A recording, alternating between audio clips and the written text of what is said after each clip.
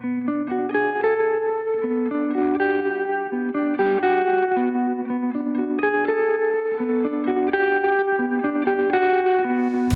Johnson is another guy, you know, here's Magic over here and here's Irvin over here. Irving era un ragazzo del Michigan, Magic era di Hollywood. Irving sorrideva sempre, Magic mai. Irving era accondiscendente, Magic non sentiva ragioni. La prima volta che arrivò a Los Angeles vide degli alberi di arance e di limone e fece fermare la macchina per raccoglierle. Questo era Irving. Dopo poco tempo partecipava a feste con 200 ragazze di Playboy per sfamare il suo ego smisurato. Questo era Magic. Irving era amico degli altri giocatori nella vita. Magic era pronto a camminargli sopra sul campo, una sorta di bipolarismo che faceva sfogare ogni angolo del suo carattere. Gli insegnamenti del padre, che lo indirizzò a comportamenti ligi al lavoro, decorosi e umili, non vennero mai cancellati, anzi erano la base del suo modo di comportarsi. Ma Magic sapeva bene quando doveva venire fuori e in campo c'era solo lui. L'ossessione alla vittoria e la serietà con cui giocava e si allenava non facevano credere che quel ragazzo sempre sorridente fosse la stessa persona. Una sola parola accomunava le due personalità: magnetico. Pat Riley diede un'ottima definizione. I mean, he was the most serious, fun person I have ever been around in my life. La persona più seria e divertente che io abbia mai conosciuto. Magic però doveva concentrarsi per scrivere la storia e solo una persona gli creerà dei problemi a riguardo, forse la sua terza personalità, che aveva anch'essa un nome, Larry Bird.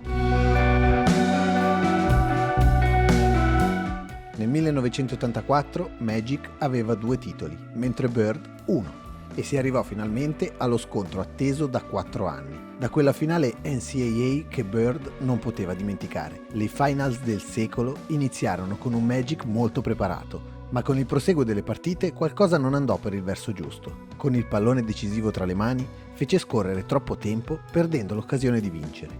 In gara 4 sbagliò 2 tiri liberi decisivi e anche nell'azione finale sbagliò un passaggio per lui di routine.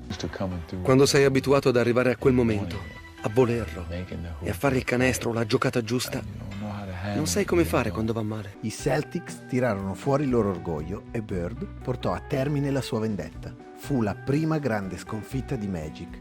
Tutti pensavano che non si sarebbe più rialzato, ma già da quell'estate si mise a lavorare ancora più duro. Era deciso a conquistarsi definitivamente il rispetto, con l'esempio del duro lavoro imparato da suo padre. Nel 1985 le finals dicevano ancora Celtics contro Lakers. Questa volta Magic lasciò Irving a casa sul divano e, nonostante Bird non scherzasse affatto, portò per mano la squadra portandola a vincere il titolo a gara 6 al Boston Garden, i primi nella storia a riuscirci su quel campo. Anello numero 3. La sua stella luccicava sempre di più e a quel punto chiunque poteva sentirsi appagato, ma la sete di vittoria sembrava inesauribile. La cosa più sconcertante e imprevedibile fu che il suo gioco riuscì ad avere un'ulteriore evoluzione. Nell'87 vinse il suo primo MVP della regular season, perché cominciò anche ad essere il principale terminale offensivo della squadra.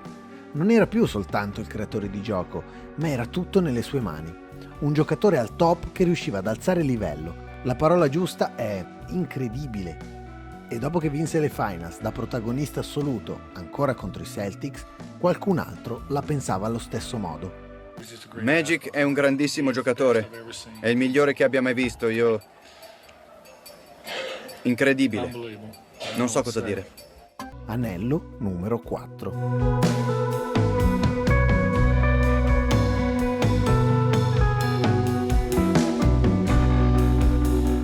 Non aveva più niente da dimostrare. Ed ecco l'anello numero 5. I Bad Boys di Detroit vanno sul 3-2 nelle finals 1988, ma ancora una volta Magic riesce a superare tutte le aspettative. Erano 19 anni che una squadra non si ripeteva nella vittoria del titolo. Giocherà altre 2 finals, 8 in tutto. Lui cresceva e parallelamente la sua voglia di vincere. Poi arriva il novembre 1991 e una conferenza stampa mette in ginocchio il mondo del basket. Volevo solo dire che mi mancherà giocare e che adesso diventerò un testimonial contro l'HIV. AIDS a quel tempo voleva dire morte certa. Tutti lo sapevano, lui lo sapeva. la bella vita hollywoodiana aveva portato il conto. Non c'erano le conoscenze di oggi riguardo al virus dell'HIV e molti avevano paura anche a stargli vicino. Con una prospettiva di 8-9 anni di vita e le persone che ti tengono alla larga, non deve essere stato un bel momento, ma le poche persone vicine sono state fondamentali, tra quelle proprio Larry Bird, al quale Magic sarà sempre grato per quei momenti. Qualche mese dopo anche la Lega mostrò la sua grande vicinanza a chi aveva reso la NBA uno sport globale. Venne eletto per l'All-Star Game quell'anno, nonostante si fosse ritirato, e lui si presentò col sorriso del ragazzo del Michigan. Quella sera l'MVP lo vinse Irving, non Magic. Quell'estate, la vittoria delle Olimpiadi con il Dream Team gli fece riassaporare il gusto della competizione, non tanto durante le partite ufficiali, quanto negli allenamenti con i rivali e amici di sempre. Questa positività lo porterà a combattere la sua sfida più grande nella maniera migliore.